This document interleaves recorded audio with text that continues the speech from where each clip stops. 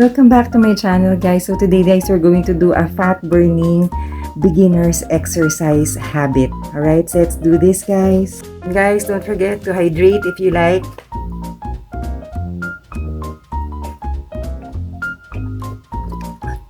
Hydrating is very important, especially in irregular exercises, guys, and other physical activities. Please read about yoga if you need to hydrate all the time. But as far as I'm learning, you don't drink water 2 hours and after, 2 hours before and after the practice. It really depends. Please read more.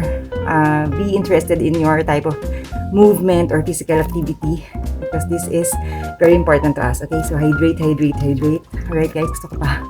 Inom din pag may time, di ba? Okay.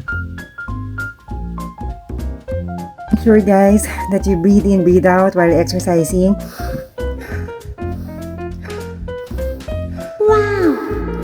As you do your up and down. Alright, so very important, guys, to sustain the exercise. Okay, thank you, guys.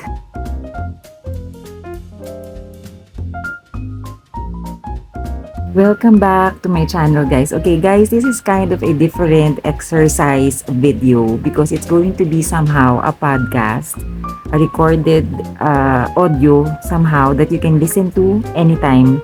So today's topic, today's nugget of a life's lesson would be about some reads or some things that I have been encountering through, research and some, advanced reading on how not to give up in life. I think that's a beautiful, such a simple scope or subject to just, listening to some kind of this encouraging stories or reasons or other hacks, how people survive and by, how do they not give up, how we don't give up, because sometimes, isn't it, that life is tough, so, and I need it, so maybe you too. Alright, so please enjoy, guys. I hope this helps. Take care, you guys, always. Hi, guys. Some of the reads I've collected, guys, how we can stop having that feeling that we should not give up. We have been using this all our lives as coping mechanism, but how, like, we have those questions, guys, like wanting to be better, or is it, it's not worth it, should I just stay in bed, or should I just let things fail, or should I just stay and not go to school or go to work or whatever, and really, like, having such a thing as calling fail university. And if we don't fail at being an adult, so just keep our finding ways to keep our energy and try not to give up. Is there a way, really? So let's find out, guys, to if we can cultivate motivation to do things for ourselves and stop thinking about the future in a hopeless way. So alright, guys, so maybe a lot of people are struggling with meaninglessness and a lack of purpose. Know that we are the one that gives life meaning. No, I know, guys, it's easier said than done. It's true. Maybe picking, having a compass or a direction or a goal. Literally, guys, if we don't have a goal yet, then let our attitude be our purpose. Trying to go out of the box and maybe really taking care of our health and empowering ourselves with knowledge. Learn not to be too caught up in the idea of our happiness being in the future. Life is always now, mindfully, guys. We tend to forget that. I do, guys. So we always worry too much on what will happen next year, in the next 5 years, in the next 10 years, or I do worry about that, guys. So I think that's not such a good, somehow, I mean, it's good to always be prepared, but somehow it's really being mindful, I guess, guys, no? Being in the present, being in the now. We don't need to accomplish goals to feel good about ourselves. But sometimes, yes, guys, I am literally like wanting to, because I've been so long in a hiatus from my depression, and I wanted everything to be somehow accordingly since I failed so much in life. So maybe if you are in this situation, guys, also let's try to always be thinking that we are enough, and lastly, know that we are never alone on this one. So success literally is a byproduct. So our primary goal should be to generate a sense of contentment, gratefulness, and achievement every single day. So by maybe, yes, sometimes I'm so intimidated with having like two maybe two unrealistic, immeasurable goals. Like, I would be this one by ganyan, by having this in 2026, I will be some impossible goals, guys. But sometimes maybe trying to, a little bit back on, maybe try to make things like possible, those that are possible, realistic, achievable, isn't it? If we haven't already written down any routine, pattern, schedule for ourselves, things like what time we are going to sleep, wake up, work out, eat, do laundry, do an errand, bring the kids to school, or get the kids to wherever they need to their playpen or whatever, guys. After that, writing down things that makes us unhappy or destructive habits, having a list of that. I am not religiously able to do like jotting down, enumerating, but somehow I guess that helps, no? For an instance, guys, do we have any thing that's, any activities, habits that keeps us, landing on the same feeling or thought of this one is not doing good or something? I have those habits, guys. So this channel is all about that, just practicing things that we can work things out, and maybe by repetitively doing whatever is good for the body, mind, and soul can work out. So isn't it, guys? So cutting out all those bad habits, guys, it's kind of a hard work. It's patience, it's grit, you are a lot of commitment, but we know that it will have a good result. All right, so yeah, making us happy or not giving up can contribute. Trying, having that feeling of just feeling happy, light, incorporating positivity in our daily living. Okay, going back to the exercise, guys, this full body workout, fat burning exercise habit, you don't have to, fully finish all of this, but really just try your best to do some of them, and you can just go back to it. I felt like, creating this helpful workout podcast at the same time. If you have the time to watch it, then, or practice with it, that's good. And you can also listen to this one all the time if you need to, be it you are commuting, you have your headset or your how do you call that, AirPods ba yun, headset, whatever, or you just have it on speaker, listen to it like while you're doing home chores, or you're working, or you're just sitting, lounging somewhere. Maybe this could help, guys. So about life, not giving up, trying our very best to do our part, also to find ways to have hope in life. All right, that's what this channel is all about, just beginning something worthwhile. All right, so let's go back, guys, to the podcast again. Okay, back on the podcast. By allowing ourselves to give up and come back to it later. Maybe if you have some certain goals that we want to achieve, or some errands that we are undone, unfinished work, then maybe delaying it or coming back to it in a while solves it, maybe, guys. Isn't it? Sometimes that's why we give up. Sometimes we are rushing things, we are putting all our efforts, so tired, so haggard already to be able to, or cramming to be able to achieve all things all at the same time. Then it is allowing us to be somehow vulnerable, tired of life, and giving up immediately. So I do that, guys. Sometimes I am like that, like wanting to multitask like superwoman, but again, isn't it? It's really a matter of accepting things one by one at a time, isn't it, guys?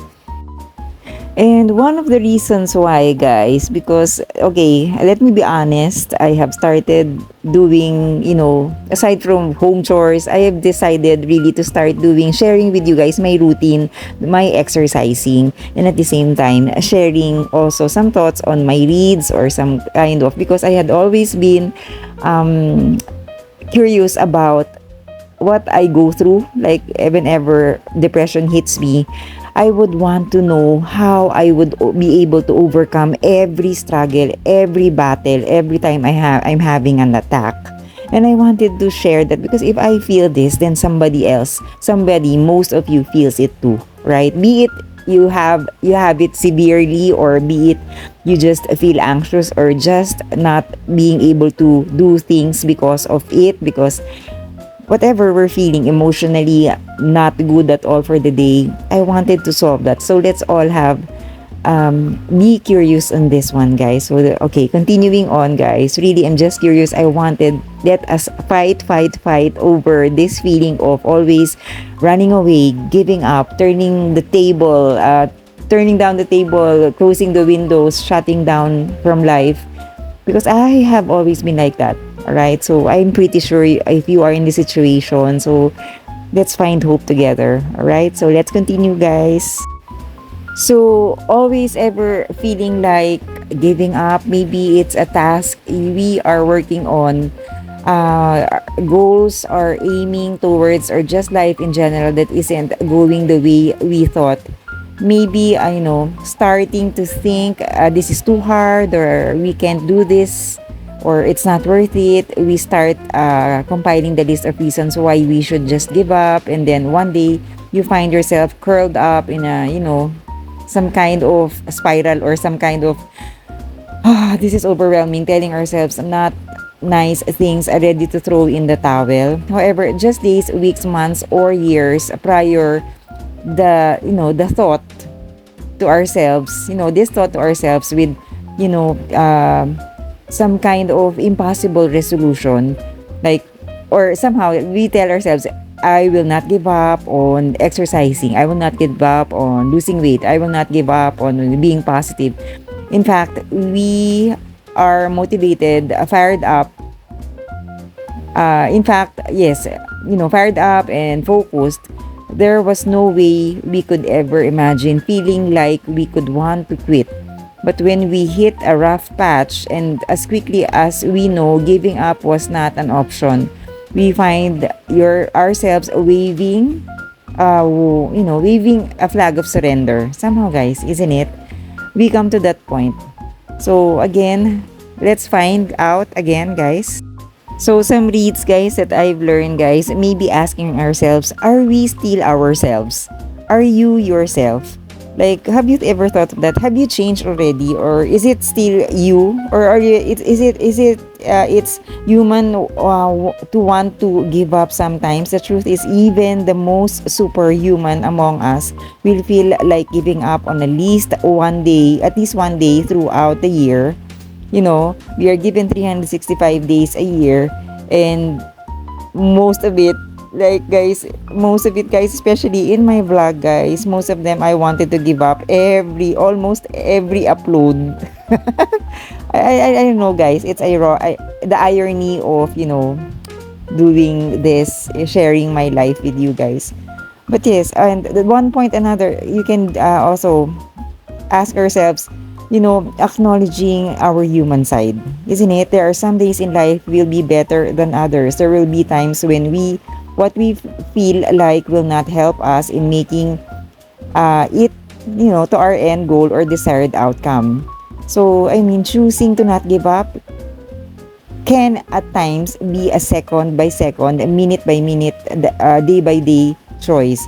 The human side of us tries to avoid anything unpleasant, uncomfortable, or difficult. We like to avoid pain and costs. It's wired in us for survival. So, isn't it, guys? We're always like that.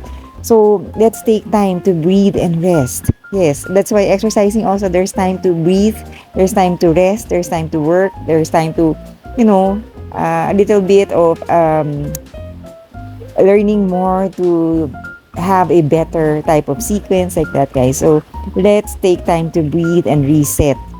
Take a vacation, break away, meditate, stop for a while, grab that perks of, that leave of absence for a while if it need be, right?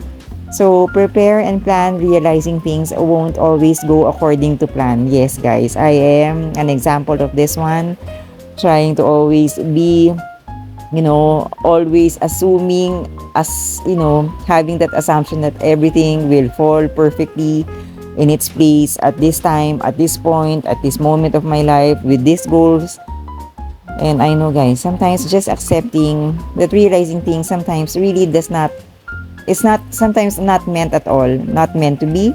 It's not the perfect time, not the perfect place, not the perfect person, not everything, or our timing, our maturity wise, I guess. Going back to our reason, our purpose, our why, and focusing on that. I think, guys, it always boils down to, you just go back to the simplest form, because that's really our why. Why we have to do things. Why we have to wake up early. Why do we have to get up and work? Why do we have to do this repetitively, even so it's tiring, it's daunting? Isn't it, guys? So, if we find ourselves stuck and wanting to give up, let's just go back to why we started in the first place and focus on that. Knowing our why and keeping it at the forefront will propel us through the tough times that come our way. Also, remember, it does not matter how slowly we go as long as we do not stop. So, I guess, guys, sometimes not being risky, sometimes too avoidant or too cautious of what's gonna happen, or making everything perfect, how it will fall, how everything will, come. The outcome of everything that we are doing sometimes gives us a hard time, right? To achieve whatever we're expecting on. And sometimes too much expectations, I guess. So, what also we can do is get help when we need to. Alright, yes, this is what I always, I'm really shy to ask help, or sometimes the situation calls for it. But now I'm trying to, learn that, slowly learn that, okay? If we feel like giving up, uh, finding it hard to ask for help, or the need to, holler and, hey, I need to survive, let me, help me, like that. Let us try to surround ourselves with people who won't let us give up. I think that's very important, no, guys? We really can go a lot farther together when we can, than we can alone. So, two heads are better than one, as they say, guys. No man is an island. And I quote and unquote, guys. True, diba? Sometimes, guys, some encouragement also for us is that we do not stop, even though it seems we are barely, getting along in life, getting, far too beyond in life. Our milestones, our stories, our journeys are often right on the other side of our perceived failure. So, let's not give up. I guess, guys, it's a yin and yang, like, isn't it? The opposite of hardship sometimes, guys, really is, opportunity. It is true, guys. So, I know, guys, I'm not doing this exercise correctly. Yes, okay, but, just grateful being able to do this, guys. So, again, let's try, guys, again. Here, look at this, guys. I'm so crazy, just crazy about fighting over life by exercising. So, I not have made any stress on that, guys. I put an emphasis on that, like physical movement. This,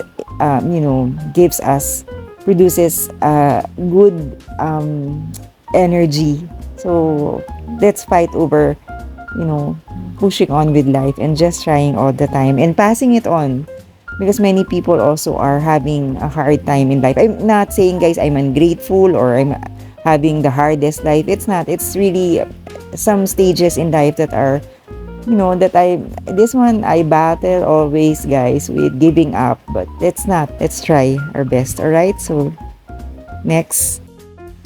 Okay, let me give you some reads, guys, on reasons on why we should not give up in life. Let's try to read this, guys. Maybe this will help, guys. That we are almost, maybe, could be, guys, we are almost close to success, and this is not the time to give up. Maybe we inspire others.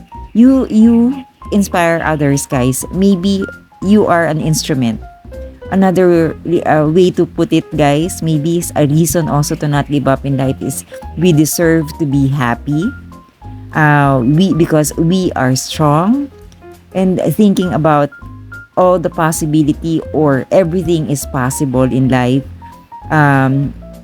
Another reason for not to give up is maybe we can improve the world. We can be an instrument. We can be a steward to improve the world, and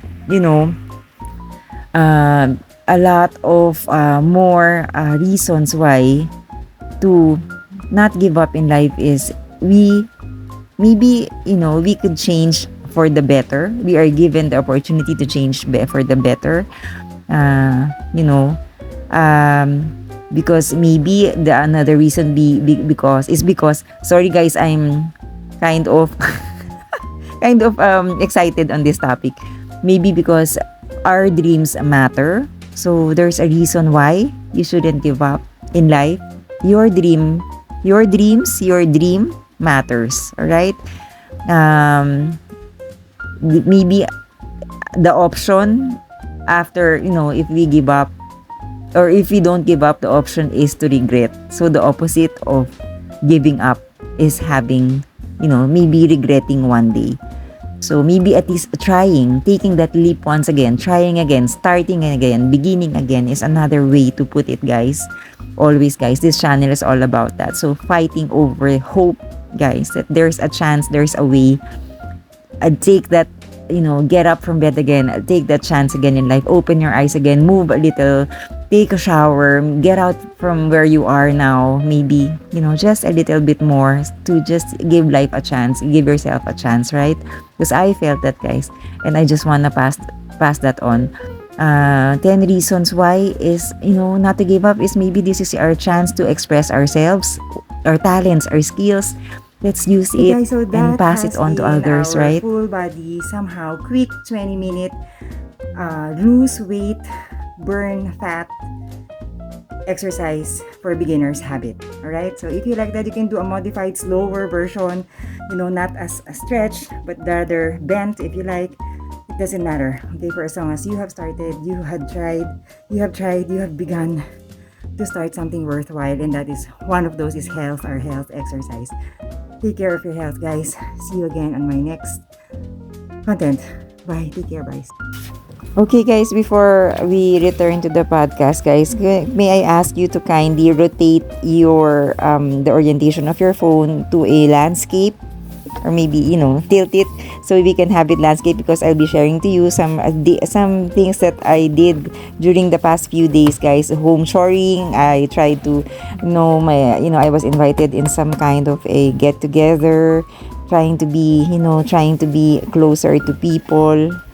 So another reason, guys, for us to never give up, it builds confidence and resilience. Facing and overcoming obstacles without giving up develops our inner strength and ability to bounce back from adversity. This is resilience, helps us to prepare for future challenges. Okay, so this one, guys, by the way, is we ate out with some cousins, and the dog named Benji, and some stray cat, a lot of pets, guys, coming in, but this one is a Korean restaurant, Chima.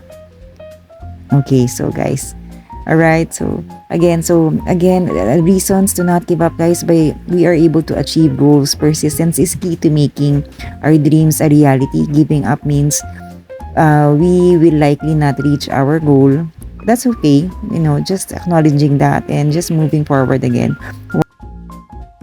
Okay, this one guys, I was craving for, this pasta as simple as Italian spaghetti. My sister cooked and some kind of teriyaki taste. So this is my hack for this one. It might work for you. So this is what I usually do, guys. I have a jicama. We have a jicama at home, singkamas. So I slice it up, chop it up.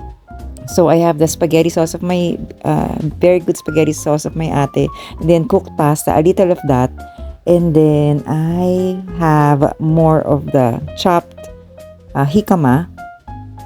Okay, as you can see, I'm trying to use without gloves. You can use gloves, of course, it's for visitors. And then this one, the talbos ng kamote or some kind of purple yam or sweet yam leaves. Then that's papaya. And yes, somehow just compensating on the pasta.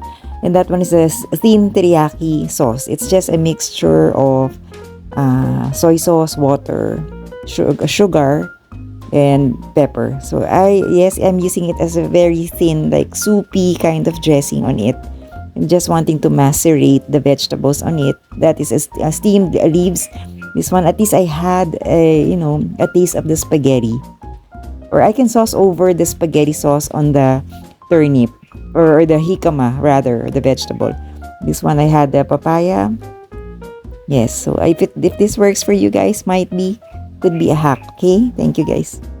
All right, another reason to not give up. Maybe this is a great way to develop a skill that it's a valuable skill like problem solving that I needed to learn, guys, in a different way. But life is tough, but we have to accept it, guys. Persevering through tough situations. All right, so it encourages creativity. When we are able to be resilient, guys. The reason why we can try not to give up is it inspires others. We are an instrument. I always have been reading about that, guys. It drives a stronger desire. It prevents a regret. All right, so there are a lot more reasons, guys, but all the more our loved ones are the most reasons to not give up at all. So right, so the people who support us are important people that we should value for not giving up. Thank you so much again, guys, for your time, for listening to this podcast. More of this hacks, routines, flow, schedules, disciplines on this channel, guys. Thank you so much. I appreciate, guys, your support. Take care, you guys. Take care of health. Just try, just start, just begin something worthwhile anywhere in whatever stage of your life. Thank you, guys. Bye.